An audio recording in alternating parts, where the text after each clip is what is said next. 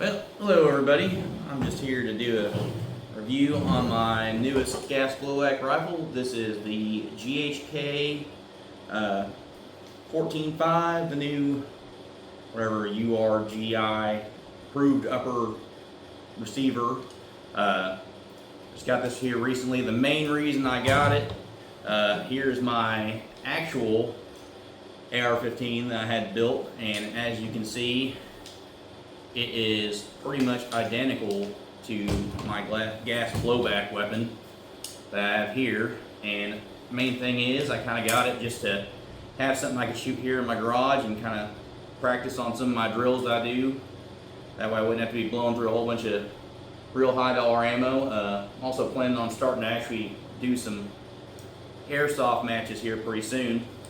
But as you can see, I mean, it looks pretty much, compared to my actual one, they are pretty much set up the exact same.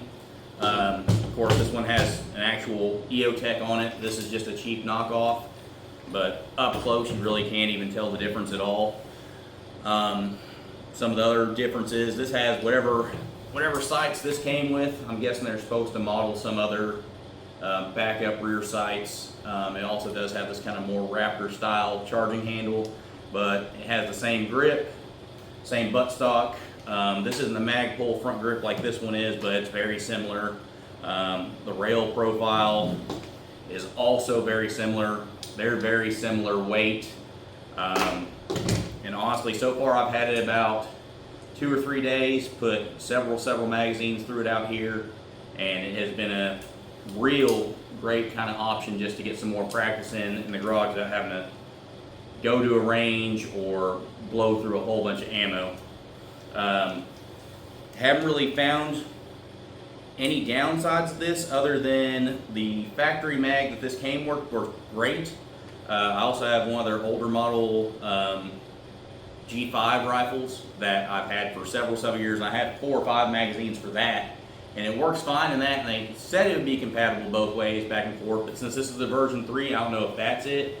It'll sometimes get a BB fed up underneath the bucking, and then you got to pry it out. I got some new feed lips coming for those older mags, so hopefully it will work in this after that. So right now I've been pretty much sticking with the new Gen 3 mags that this one came with.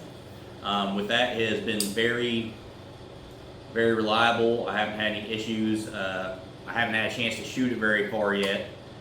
So far I've only been shooting 20 feet here in the garage, just kind of practicing ready up drills. The gas consumption is way better than the older G5 that I had so far. Hopefully here in the couple days I'll actually be able to kind of get it outside. It's been kind of cold here, so that also affects the gas blowback quite a bit. My garage, I at least kind of have some heat in here, and I've been using a heating pad over here to keep the mag kind of warm for just the practicing aspect.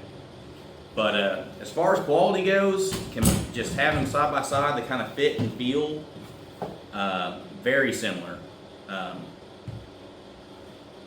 I couldn't be happier with it so far. I'm sure that there's other better brands out there as far as gas blowbacks, but my short term right now, with the fact that I could set it up very similar to my real AR15 rifle, has been great.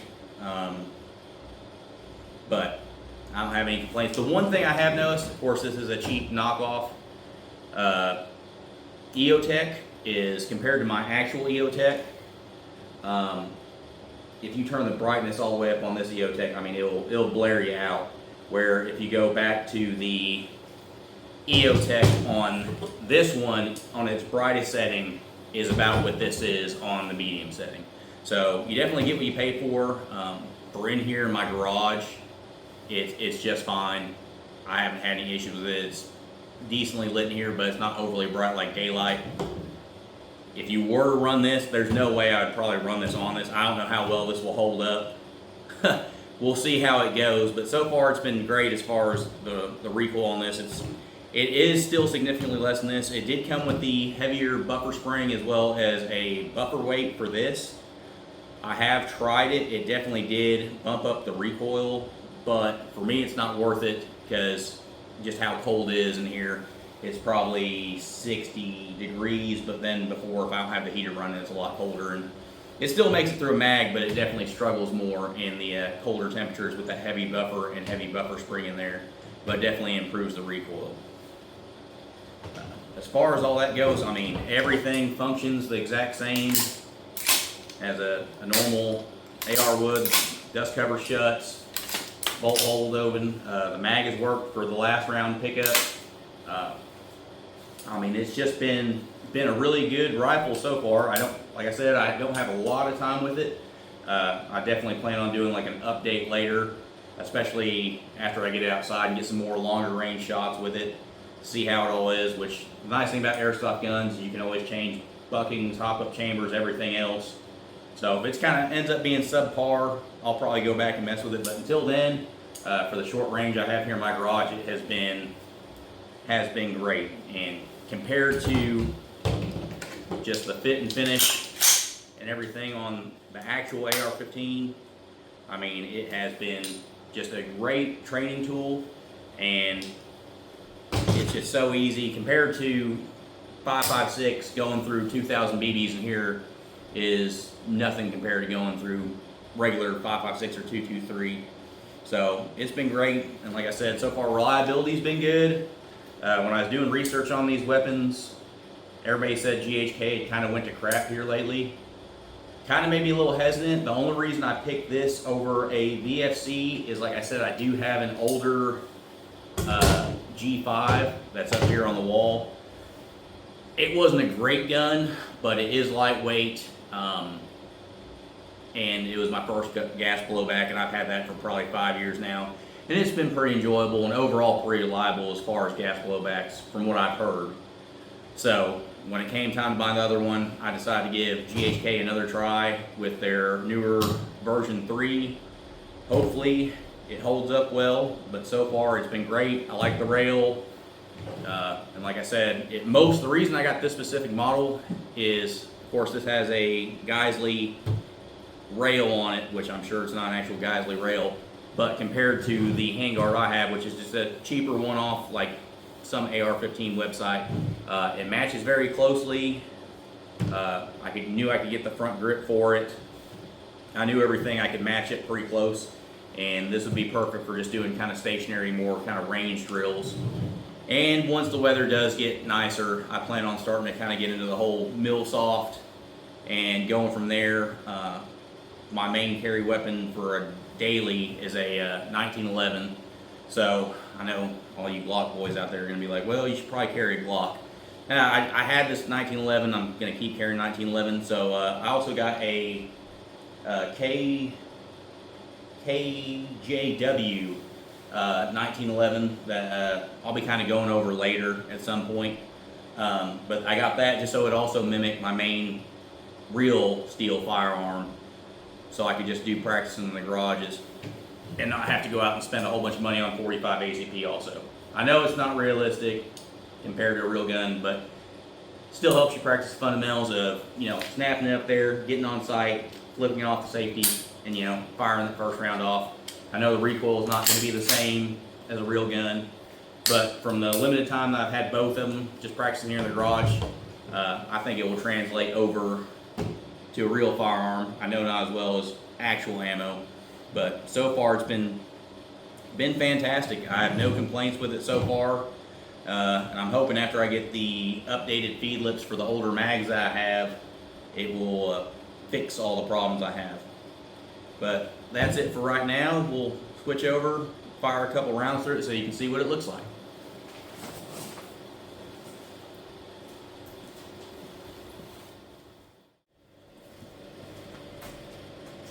So here is the Gen 3 mags they come with now.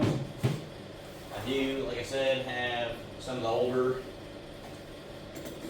older mags that came with the G5 that you can see up on the wall over there. The newer ones definitely look more like P-mags. These kind of have a similar thing. These say G-mag 30 on them. As you can see, these also hold 30 rounds. They can hold more than 30 rounds in them, but the manual specifically in this rifle here said it only load them up to 30. Did come with this pen loader that does hold 30 rounds. I have a 3D printed loader that can go to a speed loader over here, and it does not work terribly well, not compared to the pen magazine, but it'll get you by. I prefer the speed loader that it does come with, but like I said, everything functions pretty well. This seems like it's a mil-spec buffer tube from all looks, because this is a mil-spec buttstock that I have on here.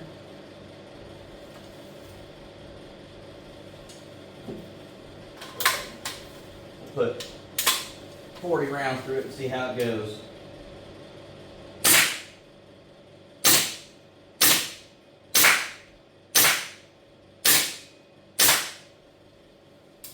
Said, it's nice to come out here in the class, just kind of practice a little bit.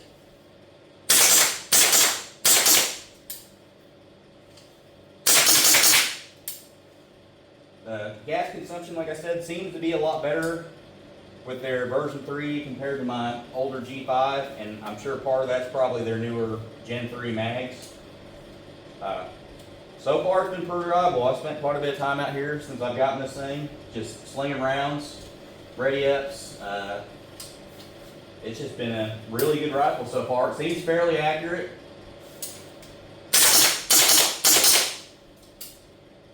And it's just a good time to come out here.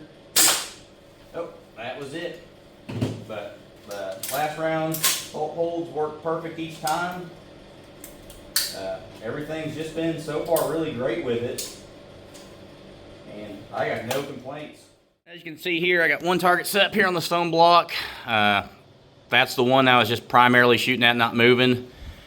And then I kind of had these targets up here so I could practice doing some double taps while transitioning.